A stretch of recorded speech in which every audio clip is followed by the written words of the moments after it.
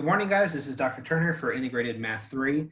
Today we're going to be talking about 1.1, which is the cross-section and net of three-dimensional solids. Both of these topics are things that are covered in middle school, a little bit in Integrated Math 1, but maybe it's been a while, so just as a quick review before we get into volume and surface area of these shapes. So the first is a net, and this is, again, a Math 6, Math 7 concept, but basically, if I take a three-dimensional object, let's say a rectangular prism, and I was to unfold it like so, this is what's referred to as a net. It's basically a mapping diagram of what you get if you unfold the shape. And that's true for any three-dimensional shape, whether it's a rectangular prism like this, or if it's a curved surface, whether it's a cylinder or a cone. So we'll get into equations for those formulas, but the concept of a net is important because the net is essentially what we would look at for surface area. So if I unfold the shape, that's what I'm looking for. In this section, I could ask you to do one of two things. I could ask you to sketch the net of a three-dimensional shape, or I could give you a diagram like this and say, this is the net of which three-dimensional shape, and you would tell me, oh, that's a rectangular prism or a cube if the sides were square. That's really all you have to do for nets. Now, some of them might look a little more confusing because if I'm doing something, let's say like a cylinder that doesn't exactly unfold like a rectangular prism would, right? So if I'm looking at something like a cylinder, what I end up with is two circles, which are the top and bottom, and then you get the outside.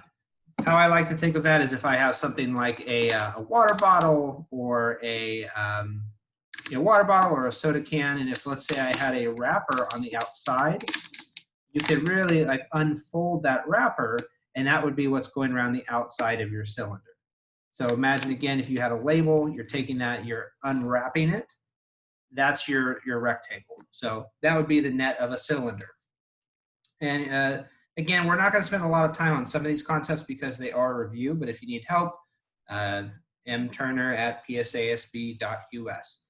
The other thing that you're asked to cover in this section is what's known as a cross section. So basically a cross section is like taking a slice out of a three-dimensional object. So for instance, if I had something like a rectangular prism, right? If I take this and if I was to take a slice either going this way or going this way, well, what I'd end up with is a rectangle, right? I would take it off, slice it out, that's a rectangle. So that's what a cross section is.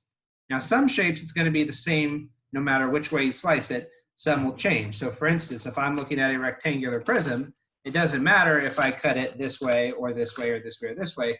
If I cut it up and down or left and right, I'm going to end up with a rectangle.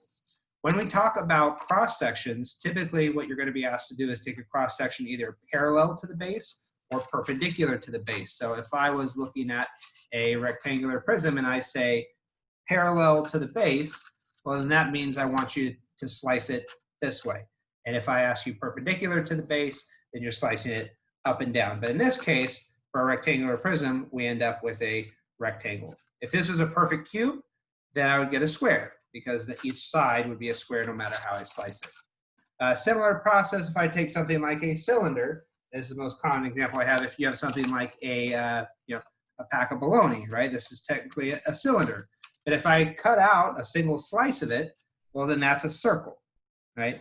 But I only get a circle if I'm taking this cylinder and I'm cutting it parallel to the base, up and down. If I slice it out, I end up with a circle. Another way I like to explain it, because some students really get confused with this concept, is if you took it and you smushed it flat, what shape would you get? So cutting it parallel to the base would give me a circle. Now, with a cylinder like this, it's not always a circle because if I cut it this way, I end up with a circle. But if I was to squish it flat here, let's say going up and down here, you would end up with a rectangle. So it really depends on which way you're slicing a lot of these shapes. And it'll specify either parallel to the base or perpendicular to the base.